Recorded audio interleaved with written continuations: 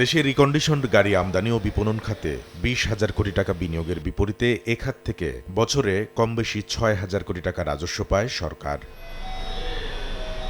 রিকন্ডিশনড গাড়ি আমদানিকারকদের সংগঠন বারভিটার এমন তথ্যের বিপরীতে বিআরটি এর পরিসংখ্যানে দেখা যাচ্ছে ২০২২ সালে যেখানে গাড়ি নিবন্ধন হয়েছে ১৬,৭০০ ইউনিট, সেখানে ডলারের দাম বাড়তে থাকায় ধারাবাহিকভাবে কমে ২০২৫ সালে নেমেছে প্রায় অর্ধেকে ৯,৪০০-তে। আবার চলতি বছরের জানুয়ারিতে ২,১৪৭টি গাড়ি আমদানি হলেও ফেব্রুয়ারিতে এসেছে ১,৫০৫টি। যেটার জন্য হয়তো অনেক গবেষণা দরকার যে এত ড্রাস্টিক পতনের কারণ কি মোটরযান বিক্রি কমে যাওয়া মানে মানুষের ক্রয় ক্ষমতা হ্রাসের ইঙ্গিত বহন করে। এমন প্রেক্ষিতে শনিবার রাজধানীর বিজয়নগরে বারভিডা আয়োজিত সংবাদ সম্মেলনে দাবি করা হয়, আসছে বাজেটে রিকন্ডিশন গাড়ির ওপর থেকে শুল্ক ভার কমালে একদিকে যেমন বাড়বে আমদানি বিক্রি, তেমনি বাড়বে সরকারের রাজস্ব আদায়।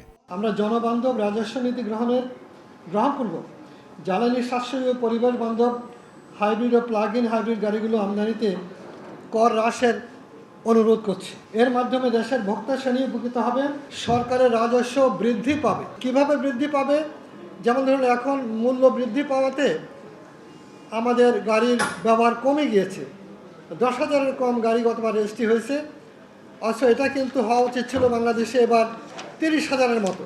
তাহলে সরকারের রাজস্ব বর্তমানে যা পাচ্ছে তার ৩ গুণ হতো। এ সময় মধ্যবিত্তের ক্রয় ক্ষমতা বিবেচনায় আমদানিযোগ্য রিকন্ডিশনড গাড়ির বয়স সীমা ৫ থেকে বাড়িয়ে ৮ বছর করার দাবি জানানো হয়। ব্রিটেনের মতো দেশে যেখানে প্রায় ১০ লক্ষ গাড়ির বাজার আছে, তারা গাড়ি উৎপাদন করে, অনেকগুলো গাড়ি কোম্পানি আছে, তারপরেও তারা বয়স সীমা নির্বিশেষে গাড়ি আমদানির অনুমতি দেয়। ইমিশন স্ট্যান্ডার্ড সেটা নির্ধারণ করা উচিত। সেটা ইংল্যান্ডে নির্ধারণ করা হয়ে থাকে যে একটা মানের নিচে গাড়ি আসতে পারবে না।